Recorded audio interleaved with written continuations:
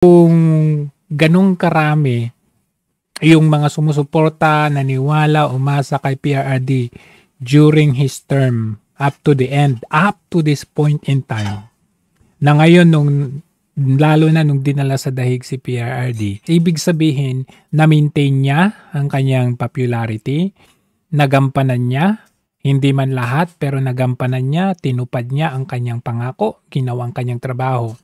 So this one, piplay ko yung mga tatlong surveys ni PRRD during kauupo niya, and then nung drug war niya, and then nung retirement niya. Anong impression mo kay Philippine President Duterte?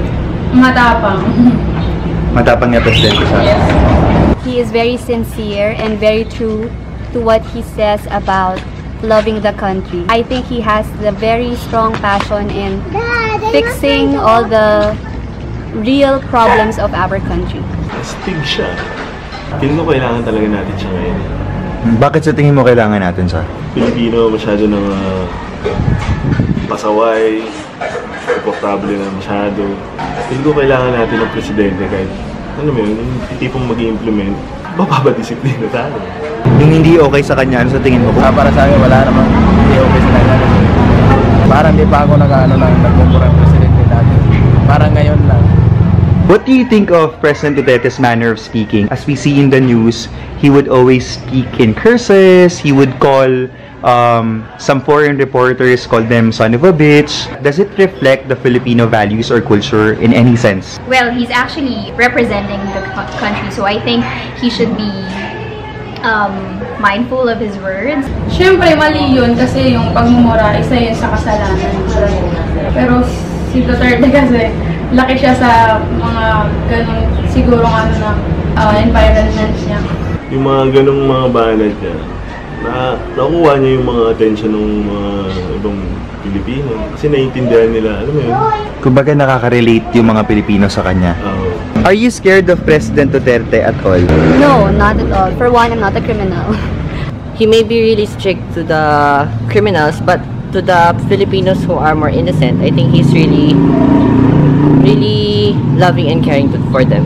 What makes President Duterte different in comparison to former Philippine presidents? Palagi ko siyang naririnig na like parang i-assume niya yung responsibility. Kunwari, magkaroon ng abuse dun sa martial law from dun sa mga sundalo, i-assume niya yung responsibility na pag sila nag-abuso, akong balikan nyo, ako sisihin nyo. He really speaks from his heart, and you really know that what he says, he will do it. So what do you think are the positive things he's done for the Philippines so far? Sa akin yung relationship natin sa ibang bansa, kagaya niyan, nung China, so ngayon medyo okay na. Tapos yung Russia, yan medyo nagiging ally na rin natin. So kahit na sinasabi nila na si Presidente ang pinaka may madaming travel, ang dami niya naman nabalik eh. With what you said earlier, yung relationship natin sa China and sa Russia, parang that puts us in a rocky position sa matagal, yung pinaka long-term ally natin, which is America. Yes, okay. So what is your stand on that? Kasi para sa akin, bakit magpo-focus lang tayo sa Amerika? Bakit ba talagang hindi natin itry na makipag-alay sa iba? Bakit? Actually, lubog na Amerika. Yun, ewan ko. So sa tingin mo parang mas merong ulterior motive yung Amerika rather than to really help us? Oo naman, ang dami naman sa history pa lang, marami na rin nang ginanyan yung Amerika. Kumbaga, syempre tayo, natulungan tayo. Syempre, move on din naman tayo. Hindi lang, kumbaga, aasa na lang tayo lagi sa kanila. Syempre, bansa humingi tayo ng tulong sa iba. Syempre, hindi tayo ganun kasi kayaman eh. Kailangan pa rin natin tulong. Actually, maganda nga yan kasi humingi siya ng tulong sa Russia, sa China. Kasi sila yung kahit pa paano malapit na bansa sa atin. Since isang taon na simula nang nahalal si President Duterte, so ano sa tingin mo yung mga yung mga na-accomplish niya na bilang presidente ng Pilipinas? Sa droga ba sa tingin mo? Sa droga, hindi pa manalo kasi marami pa talaga.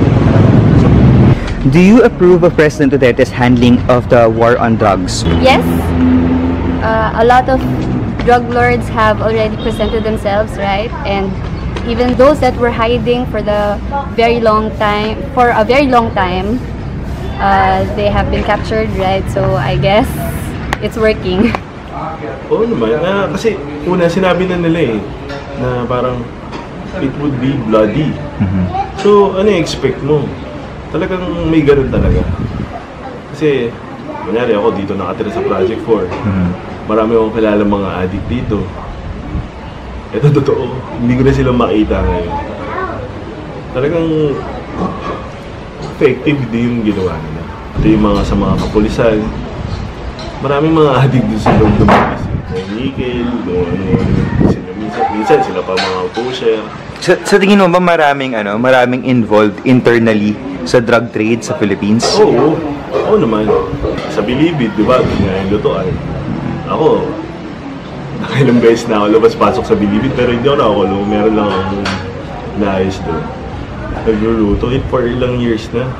Sabi nga, ko lang ngayon, parang narinig ko sa balita, parang bumabalik daw, pero sana wag naman. Sana mahinto talaga. Ako sa Maynila, kahit labas ko yung, dati hindi ko talaga, yung backpack ko nasa harap ko. Tapos hindi ko talaga nilalabas yung cellphone ko. Ngayon, free ako. Tsaka, so kaya kailangan talaga maging bloody, kailangan talagang matakot yung mga tao dyan sa authorities. Kasi kung wala, kagaya lang nung dati, wala talagang mangyayari. So kailangan, para sa akin talaga tama lang yan na ganyan yung lagay. Pero meron kasi silang sinasabi na maraming nadadamay na inosente in the process of the war on drugs. Kagaya nung makikita nyo sa news na yung mga nasa presinto, yung mga kamag-anak nun, sinasabi lagi na inosente yung anak ko or inosente yung asawa ko. Pero bakit ganito? Ano sa tingin niyo yung ano doon? Ano yung point nila doon?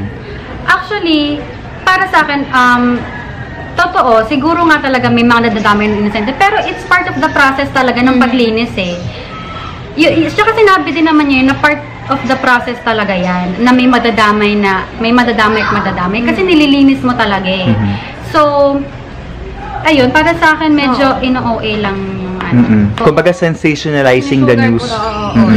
Pero nakikita naman ng mga ordinary na Filipinos what's really happening and it's for the better.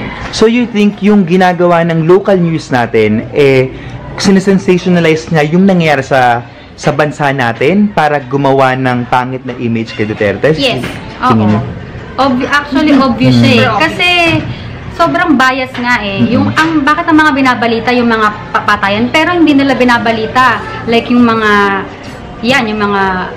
infrastructure na mabilis na gagawa, na naaaksyonan. So yun, medyo sila bias. President Duterte is often portrayed by the Western media as brutal leader without any respect for human rights. As a Filipino, how do you feel about this? I feel sad. I just hope that the international media opens its eyes so that they can see what Duterte really has done good for the country, and it's a lot compared with the previous presidents.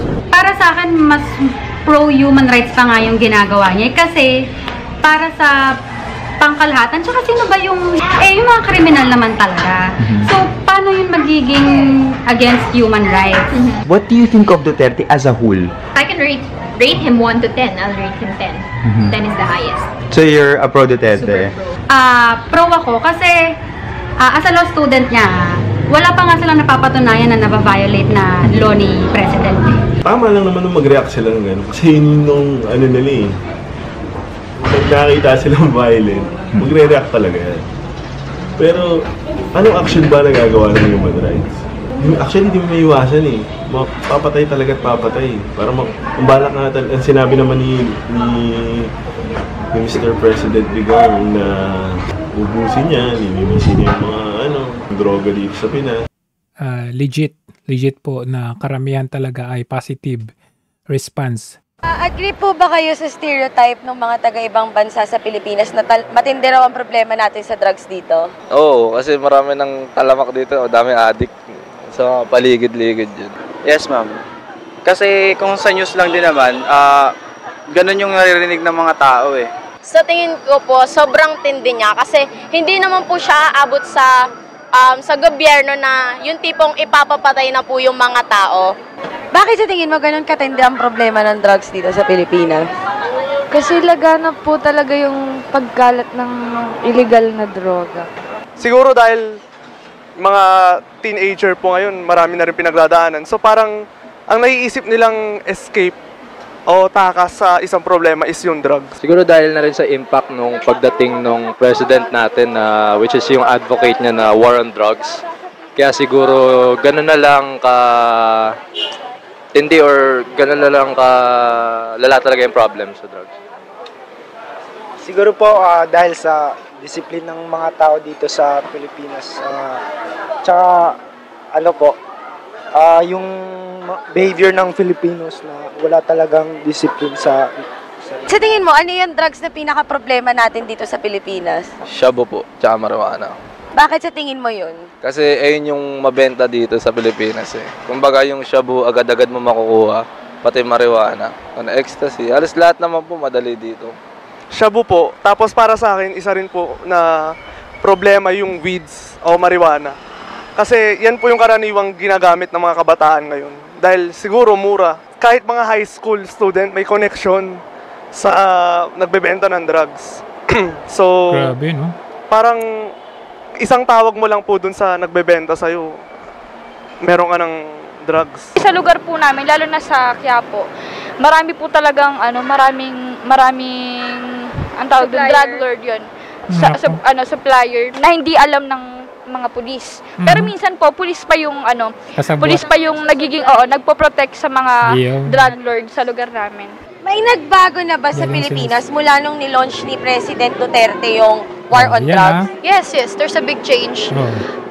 Hindi na ganun katalamak, hindi na yung parang dito na lang sa may gilid na madilim, naggaganon, watchful na sila. Wala, so, in the streets na of the Philippines, I can say na secure naman. Sa tingin ko, mas naging delikado sa situation ngayon kasi may iba talaga na ginagamit yung advocate ng president natin para lang mapatumbay yung mga kalaban nila or mga kagalit nilang tao. Kaya nila... May point siya, pwede yon.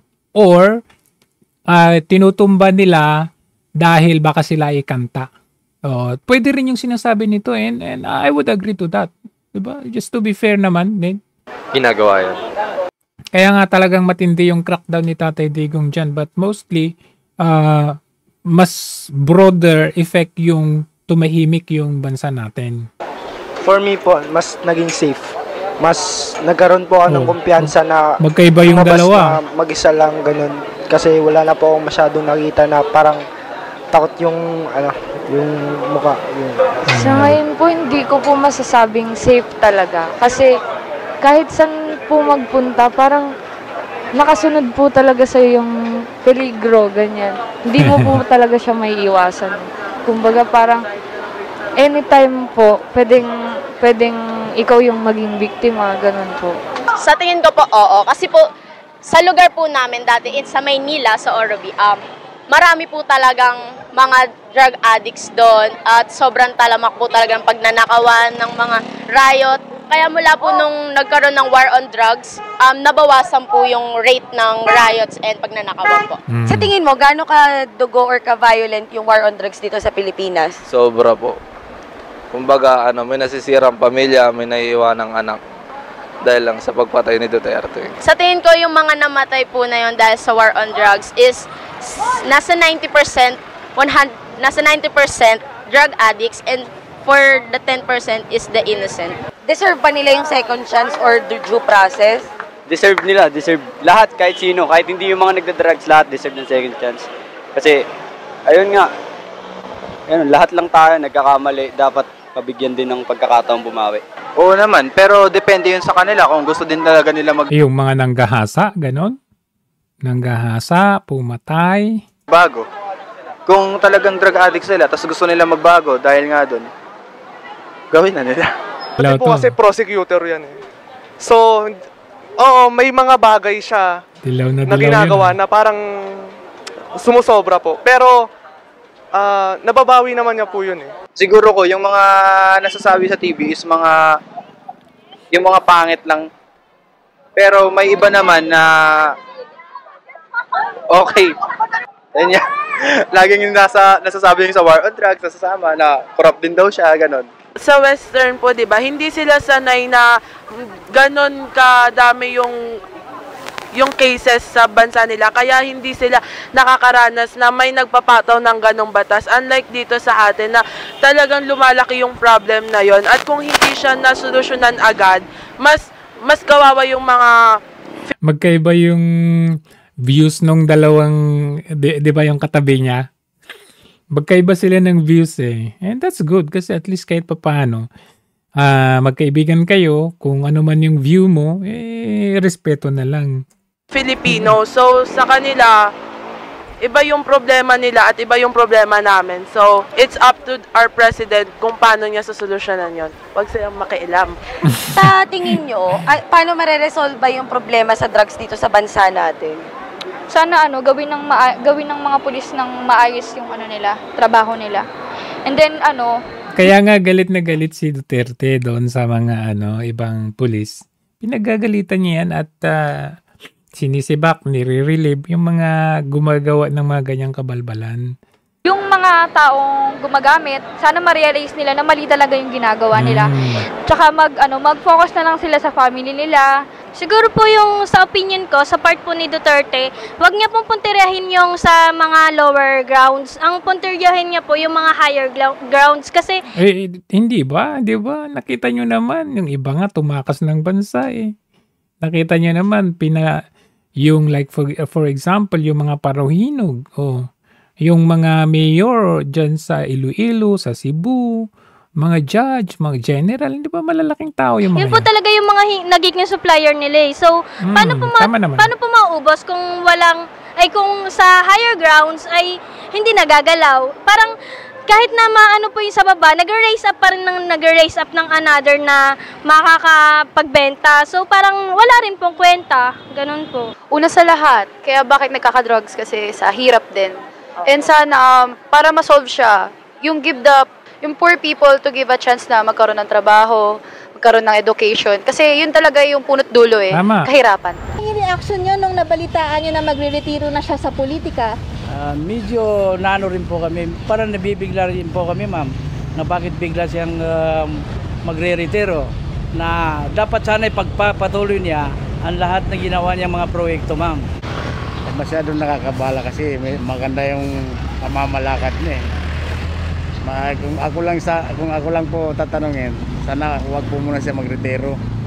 Yun, dapat huwag muna. Kailangan siya ng taong bayan. Lalo po katulad namin mahirap. Sa akin lang, okay lang. Paano yan? Dinala na sa dahig. Kasi matanda rin naman siya. Kailangan na rin naman niya Ako agree din ako actually. Isa ako sa mga nagsasabi na magpahinga na siya.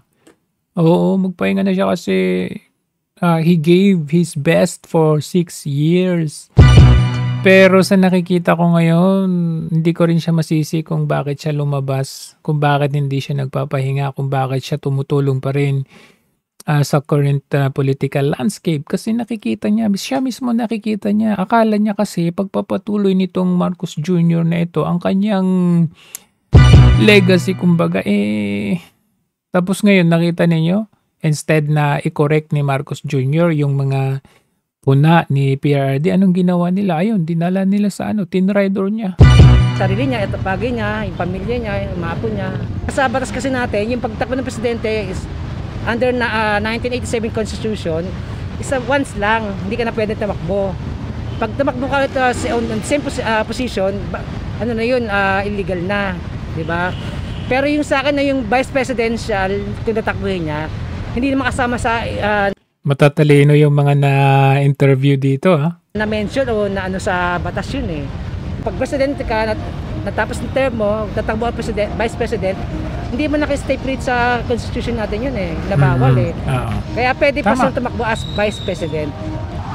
Mayor. Wala lang sana termino, mas maganda wala nang wala nang termino para hindi na matapos eh. Ako, agree ako. Alam nyo, kung titignan natin itong mga developed countries, like Singapore, China, nakita ninyo yung leader nila, matagal sila magpalit. Kasi doon sa iba yung landscape ng kanilang politics. Always, like for example, inakusahan ni Biden na dictator si Xi Jinping. But look at China now. Nababahala na ang US dahil threat na talaga sa kanila ang China. Kasi pag merong consistent leader, maganda ang pamamalakad at tuloy-tuloy yan, talagang pupunta tayo doon sa develop na country. Pero sa atin, every 6 years, walang continuation, walang continuity. Ang nangyayari, iba yung patakaran nito, susunod, iba na naman patakaran nito. So like for example, the war on drugs, dapat tuloy-tuloy yung ganung mahigpit. Na war on drugs, yung talagang may kamay na bakal, may ipin, kumbaga. Ngayon, sasabihin ba naman ng Pangulo, bahala kayo dyan, basta kami dito, tuloy-tuloy lang. So, hindi matatakot yung mga drug lords, yung mga durugista, hindi matatakot, di ba? Tanin nyo ang America, for example, hindi na sila ngayon. Hindi na consistent, hindi na sila paiba-iba. Kumbaga kasi every 4 years, iba kay Biden, iba kay Trump, tapos susunod, hindi na naman natin alam kung ano. And that's the negative impact nung ganyan. Well, kung okay naman, maayos naman yung leader, di ba? Like, ayan, Netanyahu, Putin, ang tagal-tagal na nila. Nakakasurvive sila and kasi kung pipitsugin itong mga bansa na ito, hindi magiging ganun ang reaction ng US sa kanila. So talaga yung President Duterte forever po kayo. Duterte talaga ako, ma'am. Dami talaga Duterte. Pangulong Duterte na tumakbo bilang Vice Presidente. Alam nyo, nakaka-believe yung mga nasa norte, lalo na mga Ilocano, na sumuporta or nagmamahal talaga kay Marcos Jr. or sa Marcos family, na nakita nila ngayon, na-realize nila na, teka, hindi tama itong ginagawa ni Marcos Jr. Nakaka-believe yung ganun. Kasi yung mga loyalista or Marcos supporter na kitang-kita naman natin ang ginawa. Lalo na yung pag-traitor kay PRRD. Pero andun pa rin sila. Yung tipong idol na nila yung sila Trillanes, sila De Lima. What? Dito mo makikita, gaya ng sinabi ko, na kung the same ba yung support ng taong bayan noong kauupo niya hanggang sa pag-retiro niya, sa end term niya, ibig sabihin kung the same yun, ginampanan at ginawa niya ang kanyang trabaho. Pero kung sa kanyang pag-upo, kung sa kanyang pag-upo, maraming support, tapos sa end ng kanyang term, maraming na-disappoint, ibig sabihin, na-disappoint sila, hindi nila nagustuhan yung kanyang pamumuno. In contrast with Marcos Jr., nung siya ay nangangampanya, marami ang sumuporta. And of course, aside from because of Sara Duterte, kabaliktaran ngayon as of this point in time. Makikita naman natin merong mga Marcos supporters, pero mangiilan-ilan yan. Ang nagpadami sa mga sumusuporta kay Marcos Jr. ngayon ay yung mga dilaw, which is, sinasabi ko sa inyo, yung mga dilaw na yan, kunwari kakampi nila ngayon kay Marcos, pero pagdating ng araw, sila din ang magpapabagsak kay Marcos Jr. But, kung titignan talaga natin, majority, and in fact, if you see from the survey, number 1 sa survey ng presidential by 2028 is Sara Duterte, and that indicates something. That indicates na talagang malakas pa rin, okay, ang pagmamahal ng taong bayan sa mga Duterte. And it's not because of the Duterte name itself, but it is because kung ano ang kanilang ginawa na gampanan, trabaho para sa bansang Pilipinas. That is the effect. Hindi yung dahil sila ay fanatics, sila ay hindi Duterte tayo, hindi ganoon. Hindi yung bandwagon dahil marami talaga ang magmamahal sa isang tao kung maganda ang ginawa mo para sa bansa natin.